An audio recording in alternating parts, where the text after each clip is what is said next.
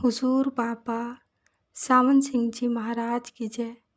परम संत कृपाल सिंह जी महाराज की जय। दिल से दिल की बात अध्याय 2। अपने समय का पूरा सदुपयोग करें। शाम का दर्शन सावन आश्रम दिल्ली 1 अगस्त 1974।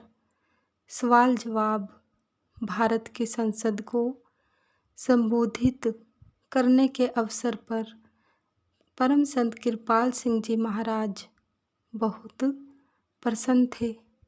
महाराज जी फरमाते हैं कि कुछ सांसदों ने मुझे संसद में संबोधन के लिए आमंत्रित किया था। भारत के इतिहास में यह पहला मौका है जब संसद में राजनीतिज्ञ के अलावा किसी दूसरे व्यक्ति को संबोधन के लिए बुलाया गया हो।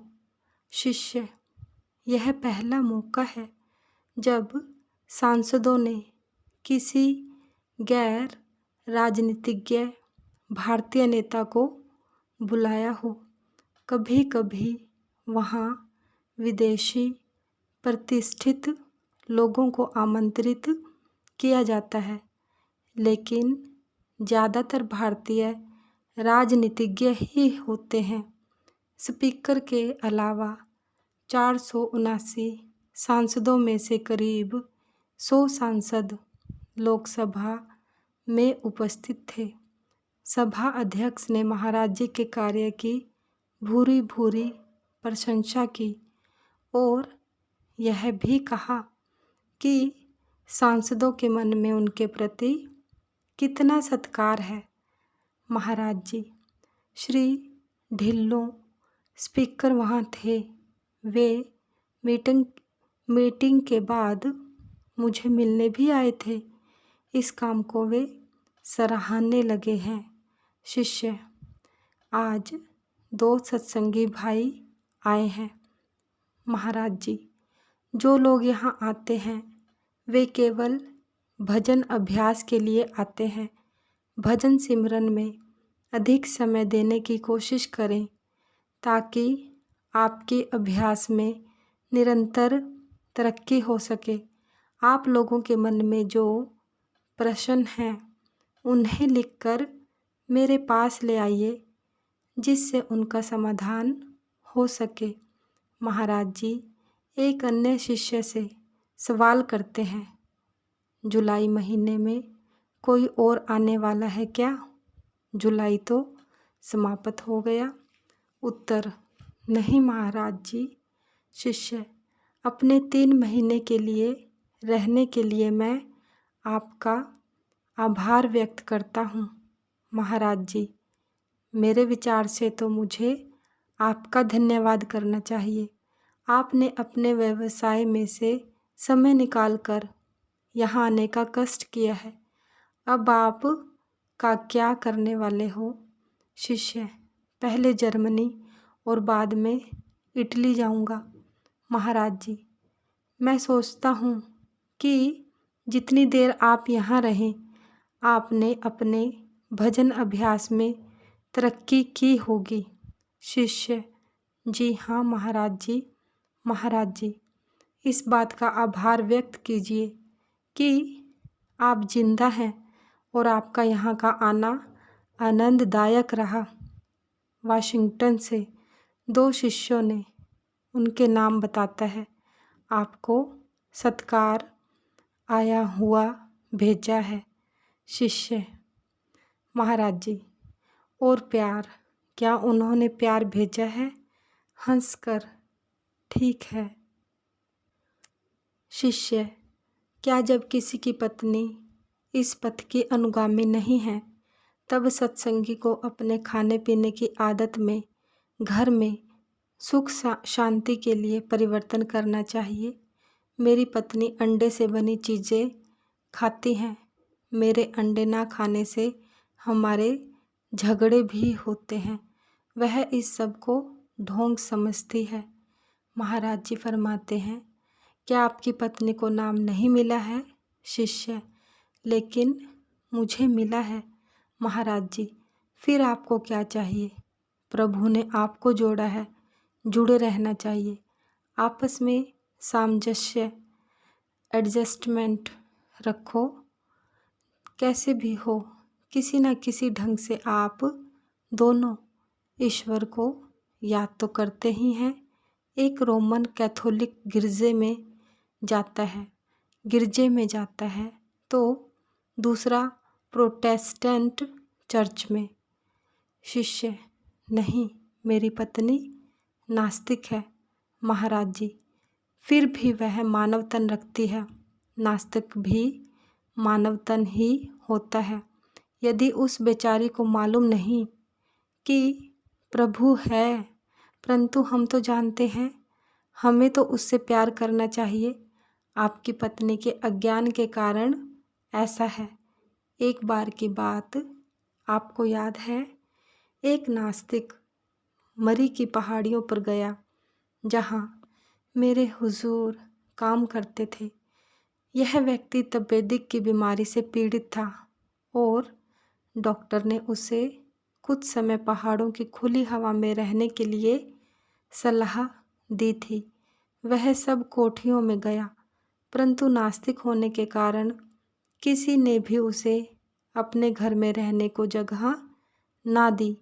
फिर वह हमारे हुजूर के यहाँ गया। वहाँ भी जो लोग मौजूद थे, इसे नास्तिक होने के कारण उन्होंने भी उसे अंदर नहीं आने दिया।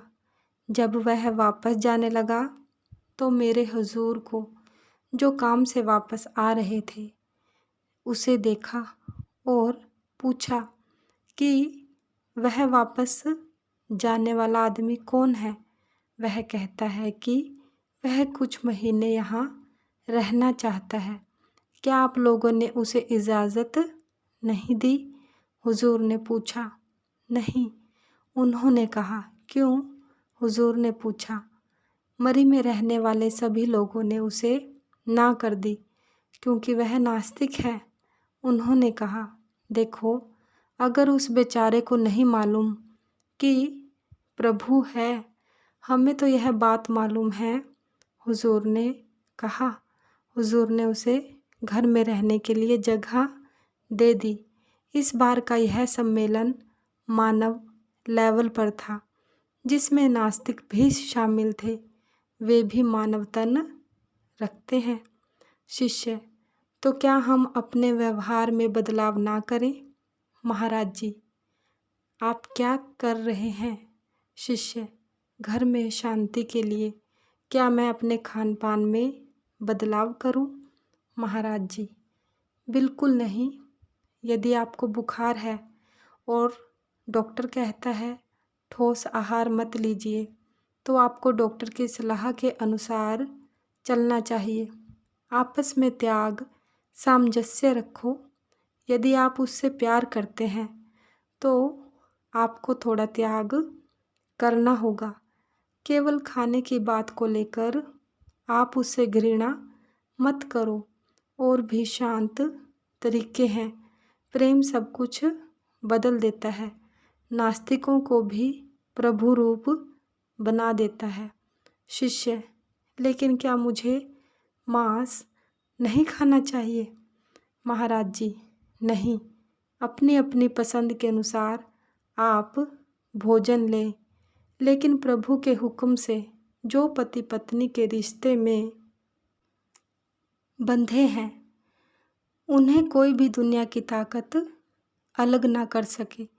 शायद 1930 की बात है कि एक नास्तिक ने अपना ही धर्म आवश्यक है, यह सिद्ध करने के लिए सभी धर्मों के प्रमुखों को एक मंच पर बुलाया। कल्पना बहुत अच्छी थी। मैं भी उसको सुनने के इरादे से वहाँ गया और पहली पंक्ति में जाकर बैठ गया। हर एक धार्मिक नेता को यह बताना था कि किस तरह उसका धर्म रीति रिवाजों में श्रेष्ठ है। वह आदमी जिसने यह सम्मेलन आयोजित किया था उठकर बोला, प्रिय मित्रों, विवाह का ही उदाहरण लीजिए। दोनों विवाह इच्छुक प्रभु की हाजिरी में किसी पंडित या काजी द्वारा विवाह बंधन में बंधते हैं और कुछ लोगों के सामने कभी अलग ना होने का और एक दूसरे से प्यार का प्रण लेते हैं। फिर इससे क्या फ़र्क पड़ता है कि शादी किसने करवाई। एक दूसरे पर पूरा विश्वास रखना, बेवफाई ना करना अधिक महत्वपूर्ण है। ऐसा कहकर उसने सारे रीति रिवाजों और कर्मकांडों पर पानी फेर दिया। मैंने उठकर कहा, प्रिय बंधु, अभी आपने सारे रीति रिवाजों को नकार दिया है। अब मैं आपको एक सवाल करूं। मान लीजिए कि आपके इन विचारों से सहमत होकर 50,000 लोग आपके साथ जुड़ते हैं, फिर आप क्या करेंगे? आप एक संस्था बनाओगे, उसे चलाने के लिए नियम बनाओगे। कुछ समय पश्चात यह महसूस होगा कि ये नियम उचित नहीं हैं, इन्हें बदलना होगा। क्या यह अच्छा नहीं होगा कि इस तरह समय बर्बाद करने की बजाय आप अपने धर्म में ही रहें, जो इतना समय बीतने पर भी ठीक साबित हुआ है, और अपने आप को जानने की कोशिश करें। उसने कहा, आप सही कहते हैं।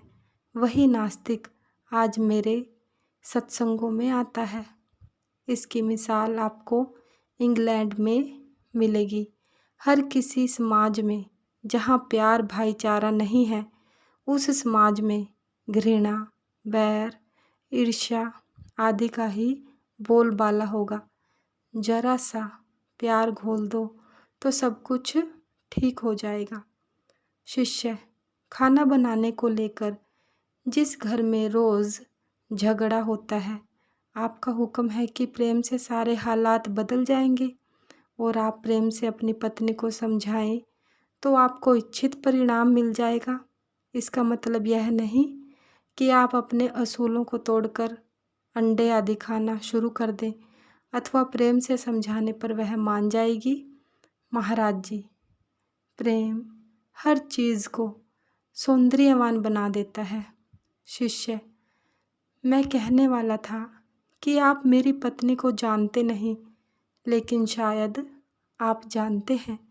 महाराज जी, मैं उसे जानता नहीं, लेकिन इस प्रकार के मानसिक स्वभाव को मैं जानता हूँ। वह स्त्री है, आप पुरुष हैं। स्त्री और पुरुष की स्वाभाविक प्रकृति को आप जानते हैं, यह मैंने देखा है।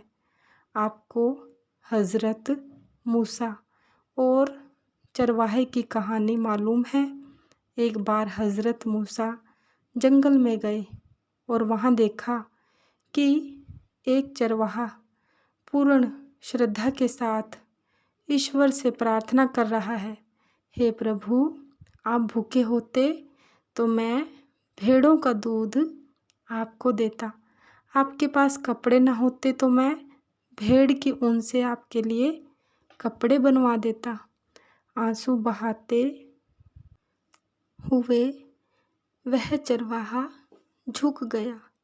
हज़रत मूसा ने उससे कहा, अरे काफिर, तू खुदा से ऐसी बातें कर रहा है? चरवाहे ने पूछा, मुझसे कुछ गलती हुई है क्या? हज़रत मूसा ने कहा, हाँ, निश्चित ही। चरवाहा रोने लगा और रोते रोते उसका ध्यान अंतर लग गया। फिर अंतर में खुदा ने कहा, हाँ, मैं तुम्हारा दूध पीऊँगा। जब हज़रत मूसा वापस आकर ध्यान में बैठे, तब खुदा ने कहा, मैंने तुम्हें मुझसे अलग हुए लोगों को फिर मुझसे जोड़ने के लिए दुनिया में भेजा था, ना कि जुड़े हुओं को तोड़ने के लिए। जाइए, जाकर उस चरवाहे से मुआफ़ी मांगिए। कभी कभी ऐसे लोग चरवाहे की तरह श्रद्धालु होते हैं, यही प्यार है। आप समझे? एक बार मेरे पास दक्षिणी अफ्रीका से एक चिट्ठी आई। वहाँ जंगल में रहने वाले सीधे साधे लोग कुछ सियाने हो चुके थे।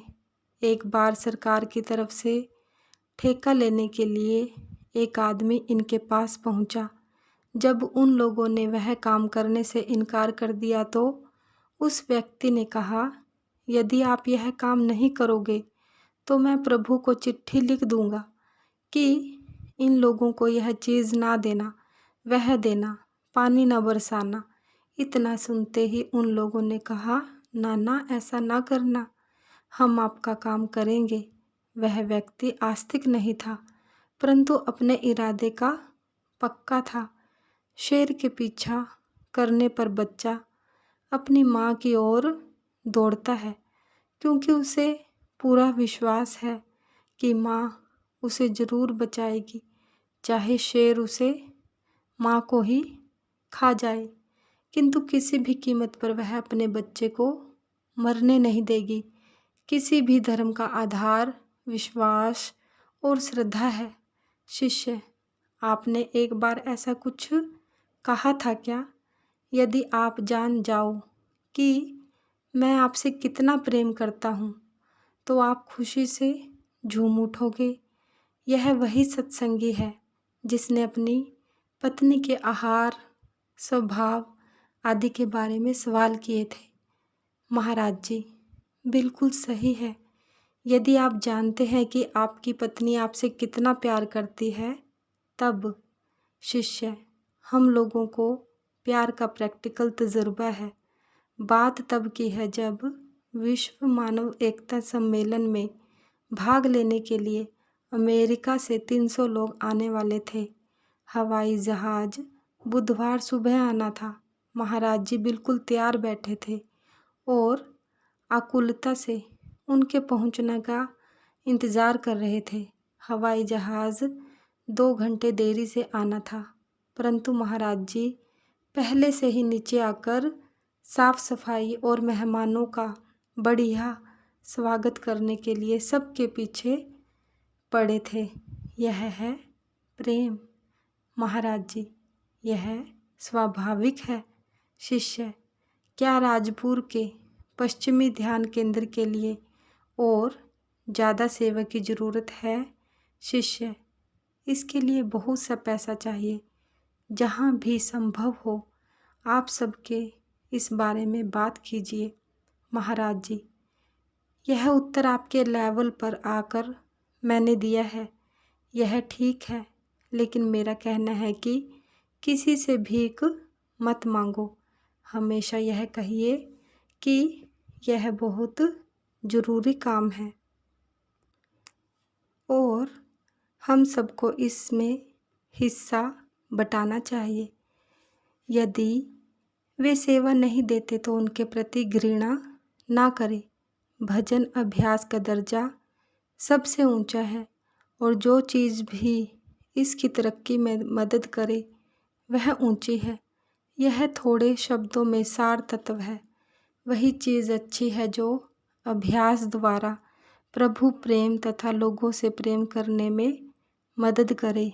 वे चीज़ें त्याग दें जो आपको प्रभु से दूर ले जाती हैं। शिष्य, जब भी आप किसी से सेवा भेजने के लिए कहें, कृपया उनसे कहिए कि यह सेवा भजन अभ्यास केंद्र राजपुर के नाम से भेजें। महाराज जी, हो सकता है राजपुर या फ्रांस ध्यान केंद्र के नाम से किसी भी जगह। शिष्य, राजपुर। महाराज जी, नहीं, कहीं पर भी। इस बात पर सभी हंसने लगे। शिष्य, वे अलग अलग समूह हैं। कनाडा वालों के पास घर है। महाराज जी, ठीक है, हम कैनेडियन, फ्रांसीसी, जर्मन या भारतीय क्यों बने? आपको प्रकृति की ओर लौटना है। पहले आप इंसान हैं, चेतन आत्मा है। देश, धर्म, ये चीज़ें बाद में आती हैं। आप यहाँ सिर्फ इसी उद्देश्य से आए हैं। अगर आप यहाँ आकर भी देश, धर्म के लेबलों से चिपके रहोगे तो आने का क्या लाभ? जब भेड़ों के बाड़े में आग लगती है तो मालिक एक एक करके उन्हें बाहर निकालता है। इसमें 1-2 भेड़ें झुलस भी जाती हैं। ऐसा मत कीजिए। हमारे सामने बहुत बड़ा आदर्श है। हम मानव हैं। गुरु अमरदास जी फरमाते हैं कि हम केवल देह नहीं हैं, हमारा शरीर 5 तत्वों से बना है और हम चेतन आत्मा है। यह सही जवाब है। हम देश, धर्म, पंथ या संप्रदाय जैसे अनेक आवरण ओढ़ते चले जाते हैं। हमें प्रकृति की ओर लौटना है तथा सही नजरी अपनानी है। अब यही देखिए, कोई कहता है मैं फ्रेंच हूँ, कोई जर्मन, कोई इटालियन। यह मेरा भाई है, वह मेरा भाई नहीं है। क्या प्रभु यह देखकर हंसता है? जब इंसान अपनों में ही भेद करने लगता है, प्रभु के घर को बांटता है, यह मेरा घर है, वह तुम्हारा घर है। प्रभु कहता है कि सब मेरा है और उसके लिए इंसान लड़ रहे हैं। जब इंसान बीमार होता है, वह इंसान कहता है कि मैं ठीक कर सकता हूँ। इस पर प्रभु हंसता है। आपके पास गिनती के दिन हैं। इन आवरणों से मुक्ति पाओ। जब तक इन लेबलों से ऊपर नहीं उठोगे, तब तक आपको सत्य की प्राप्ति नहीं होगी। मोह, पार्टी, तंग नजरी आदि तकलीफ़ें बनी रहेंगी। शिष्य, क्या हम आपके आप द्वारा उचित जगह खर्चने के लिए धन भेजें? महाराज जी, आप अपना हिस्सा यहाँ के लोगों के पास या कहीं भी भेजिए, यह फैसला आपने करना है। कुछ लोगों ने मुझसे कहा कि क्या वे भारत में पैसा भेजें जहाँ उसकी ज़्यादा आवश्यकता है। मैंने वैसा ही उत्तर दिया। शिरीन ने भी मुझे कहा कि आपको यहाँ सत्संग के लिए काम के लिए पैसे की ज़रूरत है। आप देखिए, यहाँ तो प्रभु के नाम से सेवा आती है। आप जैसा जहाँ भी भेजते हैं, वह ना तो मेरे लिए होता है, ना मेरे नाम से आता है। 1 रुपया भी नहीं। वह सारा रुपया उन लोगों के काम आता है जो यहाँ आते हैं। इसी से लोग भी यहाँ ठहरते हैं। शिष्य, महाराज जी, अमेरिका के जो भी लोग व्यक्तिगत तौर पर भारत में सेवा भेजना चाहते हैं, क्या वे कैलिफोर्निया में रीनो शिरीन को भेज सकते हैं जिस पर टैक्स चुकाना होता है? महाराज जी, मैंने कभी भी इसमें दखल नहीं दिया। अभी तक वे लोग सीधे यहाँ भेजते थे। अब शायद किसी और जरिए से आएगा। यह धन खर्च कहाँ करना है? जहाँ आपको उचित लगे, जहाँ सबसे ज़्यादा ज़रूरत हो। मेरा हमेशा यही जवाब रहा है। आपके हृदय में किसी व्यक्ति के प्रति अथवा किसी प्रयोजन के लिए लगाव है तो आप उसके लिए सेवा देते हैं। प्रेम सिर्फ देना, देना और देना जानता है, बिना किसी भौतिक या आध्यात्मिक अपेक्षा के। प्यार सिर्फ सेवा और त्याग जानता है। हम अलग प्रकार से इसलिए सोचते हैं क्योंकि हमारी मर्यादा है, दायरा है। हम उस दायरे से बाहर देश, धर्म, पंथ आदि नहीं निकल पाए हैं। दशम गुरु साहब फरमाते हैं कि यदि आप किसी भूखे इंसान को खाना खिलाते हैं तो समझो आप मुझे खिला रहे हो। अगर आप सत्य को पाना चाहते हैं तो वह किसी मानव देह धारण किए प्रभु रूप महात्मा की कृपा से अंतर में मिलेगा। खुदा को जानने के लिए, उसे पहचानने के लिए हमें देश, धर्म, संप्रदाय जैसे आवरणों से बाहर निकलना होगा, नहीं तो फिर वही रुकावट बनी रहेगी। इन दायरों के कारण ही एक धर्म का दूसरे धर्म से झगड़ा बना रहता है। क्या सभी धर्म एक समान नहीं हैं? क्या सभी धर्मों की शिक्षाएं एक जैसी नहीं हैं? सबसे प्रेम भाव रखोगे तो आपको सब कुछ मिलेगा। इस बात को हम भूल जाते हैं। सभी प्राणियों में बसे प्रभु से आप प्रेम नहीं करते तो आप कहीं नहीं पहुंच पाओगे। यदि आप एक से प्यार और दूसरे से घृणा करते हो, एक धर्म के प्रति आदर, दूसरे के प्रति अनादर, तब स्वाभाविक है झगड़े होंगे। सतगुरु की शिक्षा को आत्मसात करना है तो इन सारे आडंबरों से ऊपर उठना होगा। यही तो नींव है। सबके प्रति प्रेम भाव रखो, आपको सब कुछ मिलेगा। किसके साथ प्रेम करें? जो योग्य है, जिसने प्रभु को जाना है। यदि किसी ऐसे से प्रेम रखते हो जो अभिधर्मों के बंधन में है, तो झगड़ों में पड़ोगे। सतगुरु चाहता है कि सारे संसार में प्रभु इच्छा से शांति हो। यह सबसे ऊंचे दर्जे की प्रार्थना है। इसके लिए सर्वस्व न्योछावर करना होगा। प्रभु की खोज में लगे एक व्यक्ति ने पूछा कि प्रभु का नाम क्या है? एक ने कहा राम, दूसरे ने कहा आपका प्रभु, और भी कुछ। अंततः प्रभु को जिस भी नाम से आप याद करते हैं वही ठीक है, उसी के साथ लगे रहिए। यह स्वाभाविक है। आपकी सोच के ऊपर यदि कोई चीज़ है, तब उसे समझने के लिए आपको उतनी ही ऊंचाई तक पहुंचना होगा। केवल तभी आप जान पाओगे कि सतगुरु द्वारा बताई गई हर बात सही है, भले ही किसी भी रूप में कही गई हो।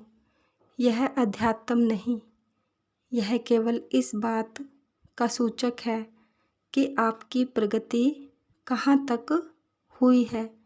एक बहुत अच्छा प्रवचनकार, बढ़िया शिक्षक यदि हठ धर्मी से मेज थपथपा कर कोई बात कहता है, तब इसे हम कुश्ती कहेंगे या अध्यात्म। मान लीजिए कि किसी ने आपको फ़ोन पर बताया कि आपका बच्चा गंभीर रूप से बीमार है, मौत भी हो सकती है, इसलिए आप फ़ौरन घर चले जाइए। आप निकलते हैं, रास्ते में आपको आपका मित्र मिलता है। आप दोनों एक गुरु के शिष्य हैं। आपका मित्र आपसे कहता है कि उसका बच्चा 2-3 दिन से गंभीर रूप से बीमार था, उसका इलाज तो हुआ, लेकिन अब उसके पास पैसे नहीं हैं। वह कहता है कि क्या आप मेरी मदद कर सकते हैं? आपका अपने सतगुरु के प्रति गहरा प्रेम है। आप क्या करोगे? निश्चित रूप से आप अपने मित्र की मदद करोगे और बाद में अपने घर जाओगे। इन सब बातों से ऊपर उठो। यदि आप में प्रेम है तो आप सब कुछ त्याग सकते हो। फिर आपके सारे बंधन कट जाएंगे। प्रभु के लिए जब आप सबसे प्यार करते हैं, तब आप दुनिया को भूल जाते हैं। अगर प्रभु को भूलकर दुनियादारी के लिए सबसे प्यार करते हैं तो बंधन में हैं। आपका आंतरिक जुड़ाव जितना ज़्यादा होगा उतना ही ये बातें स्वाभाविक रूप से प्रकट होंगी। आप जब आग के पास बैठते हो तो ठंडक भाग जाती है। आप जब अपने भीतर अनहद नाद सुनेंगे तो आप सारे सद्गुणों का रूप बन जाएंगे। डायरी रखना एक मददगार चीज़ है। पहले सारी टहनियाँ काटिए, बाद में मुख्य तना काट दीजिए। लोग अपने स्तर पर आपको आजमाएंगे। यदि आप कहते हैं कि मैं 7वें आसमान पर हूँ और आपका व्यवहार गिरावट वाला है, तो वे आप पर विश्वास नहीं करेंगे। आपको मन की शांति भी नहीं मिलेगी। आप सत्संग में आते हैं और लोग आपकी दिनचर्या में तब्दीली पाते हैं, तब ठीक है। लेकिन अगर आप ज़्यादा दुष्ट, दुराचारी और विश्वासघाती बने हैं, तो लोग कहेंगे कि उसने यह सब सत्संग में सीखा होगा। शायद यह फ़र्क सत्संग में ही पता चलता है। प्रभु आप पर दया करे। सतगुरु महाराज की जय। सतगुरु तेरा ही आसरा, सतगुरु तेरा ही आसरा। जय गुरुदेव।